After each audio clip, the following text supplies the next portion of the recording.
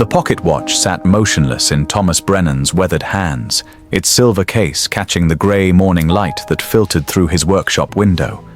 He'd stopped winding it 3 years ago, the day Sarah died. Now it lived in his palm like a frozen heartbeat, hands pointing to 3:47, the exact moment everything ended and nothing began. Outside, Maple Street woke to another autumn Tuesday. Commuters hurried past his darkened shop, their footsteps a rhythm he no longer kept time with. The sign above his door, Brennan and Daughter Fine Timepieces, had faded, the ampersand nearly invisible now, like the daughter it represented.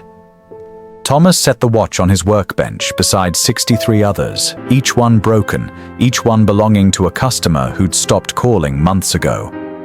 His fingers trembled as they reached for the morning's mail, a single envelope, cream-colored and formal. Inside, an eviction notice, 30 days to vacate the building that had housed 3 generations of Brennan watchmakers. He read it twice, then looked around the workshop that felt more like a mausoleum. The tools his grandfather taught him to use. The magnifying glasses Sarah had loved peering through as a child. The life he'd carefully assembled, now unwinding. But Thomas didn't know that the next knock on his door would change everything. If you've ever felt like time stopped when your world fell apart, stay with this story. Drop a comment if you believe broken things can be fixed. Thomas had been a watchmaker for 42 years, learning the trade at his father's elbow in this very workshop. He understood the language of gears and springs, the poetry of mechanical precision. Every watch told a story, not just the time it kept, but the lives it measured. Weddings, births, final breaths. He'd repaired thousands of them, returning moments to people who thought they'd lost them forever. But he couldn't repair the moment that broke him. 3 years ago, Sarah had been driving home from college for Thanksgiving break. 21 years old, studying engineering, inheriting her father's gift for understanding how things worked. She'd called him from the road at 3:30 p.m., her voice bright with plans. "I'm bringing someone home to meet you, Dad. Someone special." At 3:47 p.m., a truck driver fell asleep at the wheel. Thomas learned about the accident at 4:15 p.m. He was repairing a 1952 Omega Seamaster when the police officers entered his shop. He remembered setting down his tools with unusual care, as if some part of him understood that precision was about to abandon his life forever. They told him about the truck, the impact, how quickly it happened. They used words like instantaneous and painless, as if time could somehow soften death. He drove to the hospital knowing she was already gone. The watch she'd worn, his grandmother's silver pocket watch, passed down through the women in their family, had stopped at 3:47. Thomas wound it once at her bedside, watched it tick for exactly 1 minute, then let it die again. He'd carried it with him ever since, a reminder that some moments shouldn't continue. His wife Margaret had left 6 months later, unable to bear his silence. After Sarah died, Thomas had continued working for several months, going through the motions of repair. But his hands, once steady enough to handle the smallest balance wheels, began to shake. His eyes, trained to see minute imperfections, could only see his daughter's face. Customers became ghosts, conversations became minefields. Every parent who mentioned their child, every student who brought in a broken watch, every laugh that sounded like Sarah's, each one a small death. So he'd stopped accepting new repairs, stopped answering the phone, stopped winding the clocks in his shop until their silence matched his own. The business that had sustained 3 generations died quietly, one unwound mainspring at a time. Now he lived above the shop in the apartment where Sarah had grown up. Her room remained untouched, textbooks still stacked on the desk, a coffee mug she'd left behind on her last visit home, photographs of her throughout her life covering the walls. Margaret had begged him to pack it up before she left. "You're living in a shrine, Thomas. This isn't grief anymore. This is paralysis." But he couldn't let go. Letting go meant moving forward, and moving forward meant leaving Sarah further behind. So he existed in a permanent 347, his life as stopped as the watch in his pocket. He didn't know that Margaret had made one final call before leaving town. The neighborhood had changed around his frozen world. The bookstore next door had become a vape shop. The diner across the street where he'd taken Sarah for hot chocolate every Sunday had closed, replaced by a chain coffee place with harsh lighting and no memory. Young families moved into the renovated brownstones, children's laughter echoing off the brick, a sound that sent Thomas retreating deeper into his workshop. His only remaining friend was Marcus Chen, who owned the hardware store 3 blocks down. Marcus stopped by every Tuesday with coffee and newspapers Thomas never read. They'd sit in comfortable silence, Marcus understanding that some men heal through presence, not words. Marcus had lost his son in Iraq 15 years ago. He knew the geography of grief, knew that its landscape never fully changed. You just learned to navigate it differently.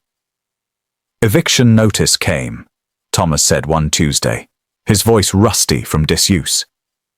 Marcus nodded slowly. What are you going to do? Thomas stared at the 63 broken watches on his bench. I don't know. You could fix them, Marcus suggested quietly. Return them to their owners. I can't. Can't or won't. Thomas didn't answer. The truth was somewhere between the two, in a place he couldn't name. His hands weren't just physically unsteady anymore. They were spiritually paralyzed. Every gear he might turn felt like a betrayal of his daughter's stopped heart. If he couldn't fix the moment that broke, how could he fix anything else? That's when the desperate young woman burst through his door. Elena Martinez stumbled into the shop like someone running from a fire. She was maybe 30, her dark hair pulled back in a hasty bun, her nurse's scrubs suggesting she'd come straight from a shift. In her hands, she clutched an old pocket watch, brass, heavily tarnished, the crystal cracked. Please, she said, breathless. I know you're closed. I know you're not taking repairs, but I need this fixed. Today, now, please. Thomas stood slowly, his back stiff from hunching over the workbench. I don't do repairs anymore. There's a jewelry shop on 4th Street that... They sent me here. They said if anyone could fix this, it would be you, that you're the best watchmaker in the city.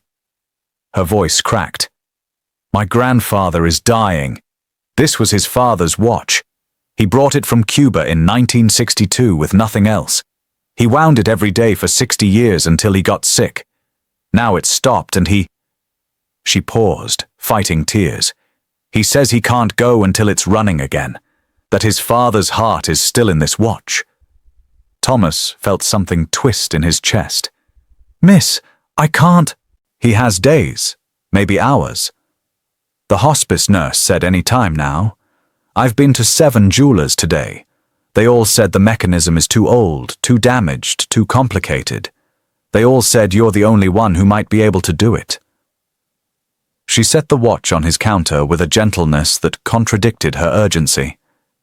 Please, I'm begging you. Thomas picked up the watch, and something inside him stirred awake. The brass was warm from her grip. He turned it over, examining the case back with its hand-engraved initials, R.M.M. The crystal was spider-webbed with cracks, but through it he could see a beautiful complications. A moon phase display, a date wheel, delicate hands frozen at 2:14. The crown was damaged, likely why it wouldn't wind. But the real problem would be inside, in the movement itself. His hands steadied as he studied it. This was a watch that had survived revolution, exile, decades of daily winding. This was a watch that meant something. I can't promise anything, he heard himself say. Elena's face transformed with hope. When can you have it? Come back in 4 hours. After she left, Thomas stood alone with the watch, his heart hammering. What had he just agreed to? His hands shook as he gathered his tools, the case opener, the tweezers, the loop. He hadn't opened a watch in nearly a year. What if his hands failed? What if he made it worse? But he thought of the old man in hospice, holding on until his father's heart could beat again. Thomas took a breath and opened the case. The movement inside was a disaster, but it was also magnificent. Rust had seized several gears. The mainspring was broken. 2 jewels were cracked. Someone had attempted a repair years ago and made catastrophic errors. By any reasonable assessment, this watch was beyond saving. It would take days of work, specialized parts he no longer stocked, skills he wasn't sure he still possessed. But as Thomas examined each component under his magnifying glass, something happened. His hands stopped shaking. His breathing deepened. The workshop around him, usually a prison of memory, became again what it had once been, a place of creation and restoration. He worked through the morning, carefully disassembling the movement piece by piece, laying each component on a clean cloth in precise order. This was the meditation of his craft, the ritual his grandfather had taught him. Every watch is a universe, his grandfather used to say. When you open one, you become its god. Create carefully. Marcus appeared at lunchtime with sandwiches, stopping short when he saw Thomas bent over the workbench, actually working. He set the food down silently and left, a small smile on his face. Thomas barely noticed. He was hunting through his parts drawers for a mainspring that might work, modifying a gear to replace the damaged one, hand polishing the jewels that could be saved. The work consumed him in a way nothing had for 3 years. But then he discovered a hidden inscription inside the case. Engraved in Spanish, in letters so small, he almost missed them. El tiempo sana lo que la razón no puede. Time heals what reason cannot. Below it, a date. November 1962. Thomas sat back, the words echoing in his chest. Time heals. The old man's father had inscribed this when he arrived in America, when he'd lost everything but this watch and his hope. 60 years of daily winding, 60 years of believing that time could heal. Could it? At 2 p.m., Elena returned. Thomas had the watch assembled, regulated, running. The crystal was still cracked. He'd need to order a replacement, but the heart of it beat strong and true. He handed it to her, and she gasped at the sound of its ticking. "How much do I owe you?" Thomas shook his head. "Nothing. Just tell your grandfather his father's watch is running again." Eleanor left, and Thomas realized he was crying for the first time in 3 years. The next morning, Marcus arrived with coffee and a knowing look. Word got around. "What do you mean?" Eleanor's grandfather. He passed yesterday evening, about an hour after she brought him the watch. But apparently he went peaceful, smiling, holding that watch and talking about his father. Elena's been telling everyone who'll listen about the watchmaker who saved her goodbye. Thomas felt a complex knot of emotions. Grief for the man who died, but also something else. Something that felt dangerously like purpose. "There are people waiting outside," Marcus added. Thomas looked up sharply. Through the dusty window, he saw them, 5 people, maybe 6, standing on the sidewalk, waiting. "They have watches," Marcus said softly. "Broken ones. They heard you were fixing again."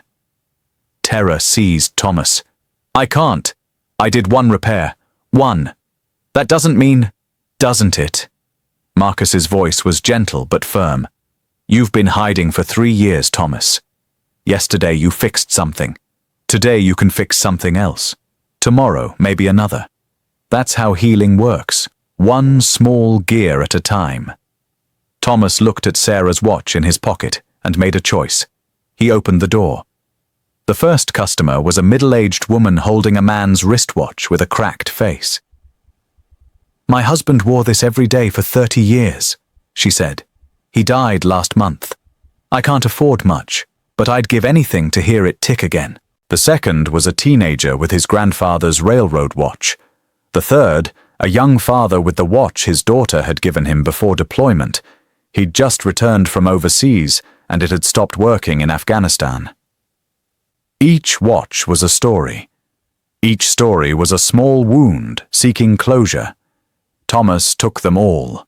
For 2 weeks he worked from dawn until midnight. His hands, once so uncertain, found their old confidence. The muscle memory of 42 years reasserted itself. He repaired movements, replaced crystals, polished cases until they shone. Each completed watch was a small resurrection. The money helped too. Not much. He charged far less than he should have, but enough to begin chipping away at the debt that had accumulated during his 3-year silence. Maybe enough to negotiate with the landlord. But then came the watch he couldn't fix, carried by a man he couldn't face. David Morrison entered the shop on a Tuesday, carrying a woman's wristwatch with a delicate silver band. He was perhaps 50, his face carrying the particular weariness of recent grief. Thomas recognized that face. He'd worn it himself for 3 years. "My wife," David said simply, setting the watch on the counter. "She died 4 months ago. Cancer. This was her mother's watch, and her grandmother's before that. It stopped working last year, and she made me promise." His voice broke. "She made me promise I'd get it fixed after she was gone. Said she wanted our daughter to have it running again." Thomas picked up the watch with careful hands. It was beautiful, a 1940s Longines with Art Deco styling. But when he opened it, his heart sank. The movement was catastrophically damaged. Water damage from the look of it. The steel components were rusted through. The delicate balance wheel was corroded beyond repair. Several parts he'd need were no longer manufactured. "I'll need to order parts," Thomas said carefully. "It might take a while." "That's fine. Whatever it takes. Whatever it costs." After David left, Thomas spent 3 days trying to source the impossible parts. He called dealers across the country. He searched online forums. He contacted collectors. The balance wheel alone was from a discontinued movement, nearly impossible to find. One dealer in Boston might have the part, but wanted $800, more than the watch was worth, more than Thomas suspected David could afford. Thomas stared at the disassembled watch, feeling his old helplessness return. He'd promised to fix it. He'd taken on the weight of this man's grief, this dying woman's final wish. And he couldn't deliver. That night, unable to sleep, he climbed to Sarah's room for the first time in months. Moonlight filtered through the window, illuminating the preserved shrine of her life. He sat on her bed, surrounded by her things, and for the first time allowed himself to really see it. Not as Sarah's room, but as his prison. "I don't know how to let go," he whispered to the silence. "I don't know how to keep living when you're not here." Then he saw the box on her desk he'd never opened. It was small, wrapped in birthday paper, purple with silver stars, Sarah's favorite. A gift she'd been bringing home for him that Thanksgiving. The police had returned it with her belongings, and he'd placed it on her desk and never touched it again, too afraid of what it meant to open a present from a ghost. Now his hands trembled as he picked it up. The paper crackled, 3 years old. Inside the small box was a watchmaker's loop. Not just any loop, but a Zeiss with 10 times magnification, the exact one he'd been coveting for years but couldn't justify buying. There was a card. "For Dad, who taught me to see the smallest things clearly. Some things are so small, they're easy to miss, like how much you're loved. Happy early birthday. S." Thomas clutched the card to his chest and sobbed. Great, heaving sobs that shook his entire body. Sarah hadn't stopped at 3:47. She'd been planning for his birthday. She'd been thinking of him, loving him, right up until the moment of impact. She'd been living, not dying, and he'd been so focused on her death that he'd forgotten how fiercely she'd lived. The next morning, Thomas made a decision that terrified him. Thomas called David Morrison and told him the truth. "I can't fix your wife's watch. The parts don't exist anymore. I'm sorry. I shouldn't have taken it." There was a long silence on the phone. Then David said, "Can I come talk to you?" They sat in the workshop, 2 men carrying similar grief. David held his wife's broken watch like a talisman. "The thing is," David said finally, "Rachel knew it was probably unfixable. She was practical like that. But she wanted me to try. She said—" He smiled sadly. "She said trying to fix broken things is how we learn we're not as broken as we think we are." Thomas felt something crack open in his chest. "I have a daughter," David continued. "Emma, she's 16. She watched her mother die over 2 years, watched her get smaller and weaker and—" He paused. "After Rachel died, Emma stopped talking. Literally stopped. The doctors say there's nothing physically wrong. She just chose silence. Like words hurt too much." "I'm sorry," Thomas said, and meant it. "I thought if I could give her this watch running again, it might— I don't know. Remind her that broken things can be fixed. That time keeps going even when you think it's stopped." David looked directly at Thomas. "But maybe the trying is enough. Maybe that's what Rachel meant." Thomas looked at Sarah's stopped watch and suddenly understood. "Can I meet your daughter?" he asked. David blinked, surprised. "Why?" "Because I think I have something to show her." The next afternoon, David brought Emma to the workshop. She was small for 16, her dark hair pulled back, her eyes old with grief. She didn't speak, just nodded when introduced. She held her mother's broken watch like it might disappear. Thomas set Sarah's pocket watch on the workbench between them. "This watch stopped at 3:47 p.m. 3 years ago," he said. "That's when my daughter died.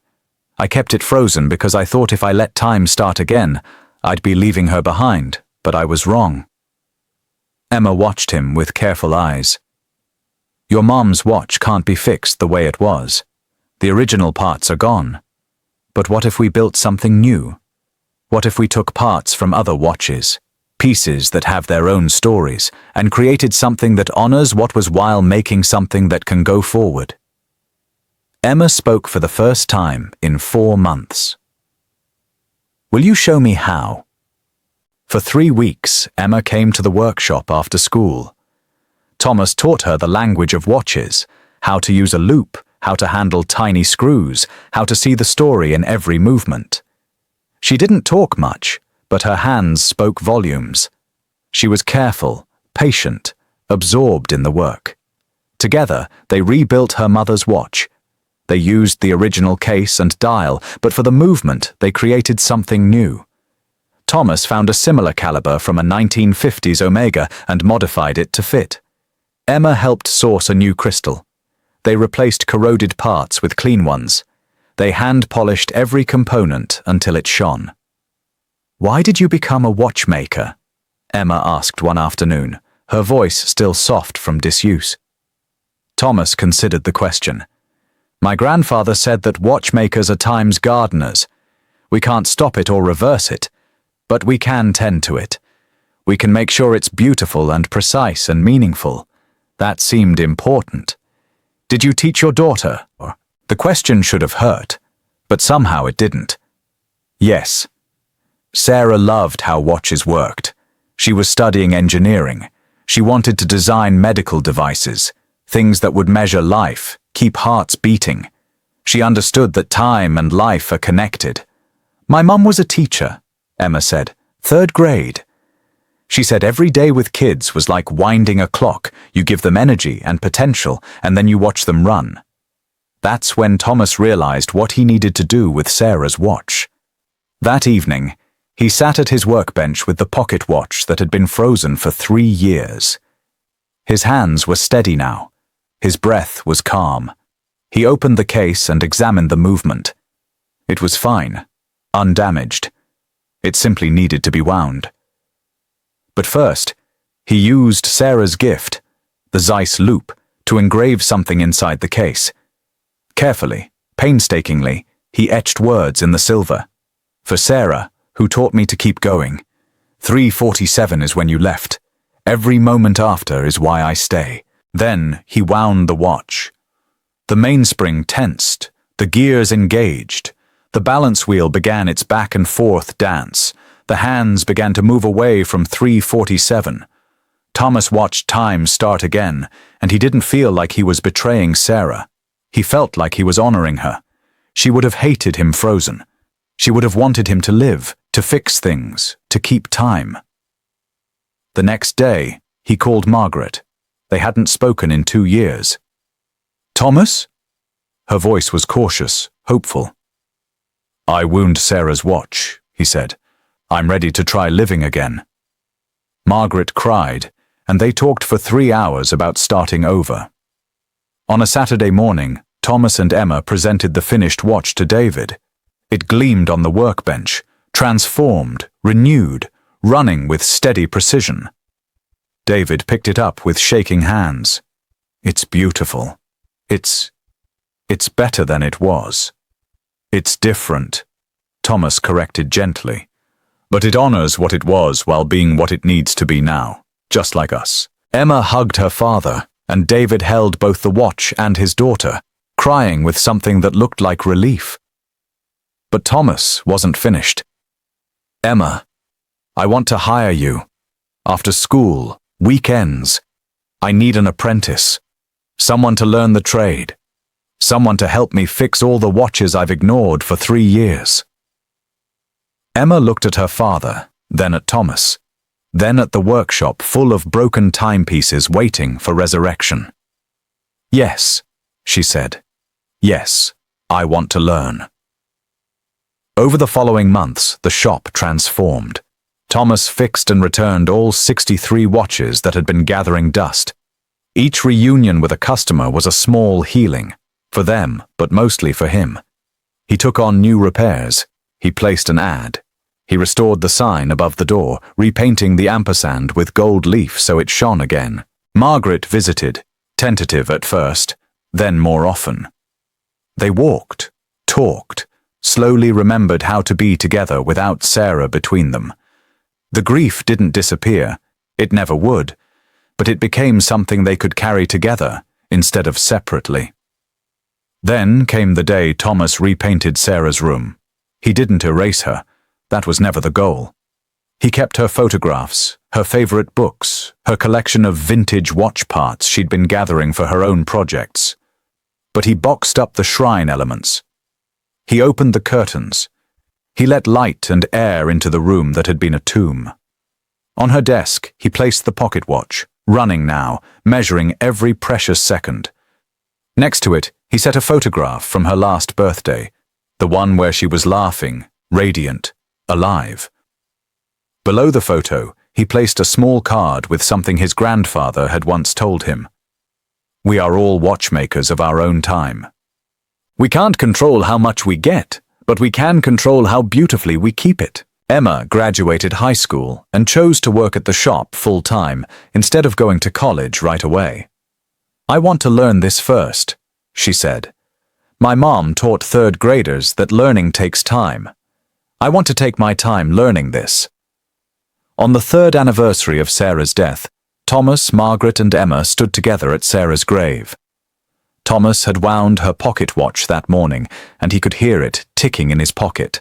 Not a reminder of when time stopped, but a promise that it continued. "I think she'd like that I'm teaching again," Thomas said, "that the shop is alive, that I'm alive." Margaret squeezed his hand. "She'd be proud of you, of us, of how we learned to keep going." Thomas looked at Elena, who'd stopped taking silence as his only language. "Time doesn't heal all wounds," he said, "but it gives us space to learn how to carry them. And sometimes, carrying them together makes them lighter." They left flowers and walked back to the car, to their separate but connected lives, to the time they had left to measure and protect and honor. Behind them, Sarah's gravestone marked a moment. Ahead of them, the future waited, imperfect and precious and ticking forward.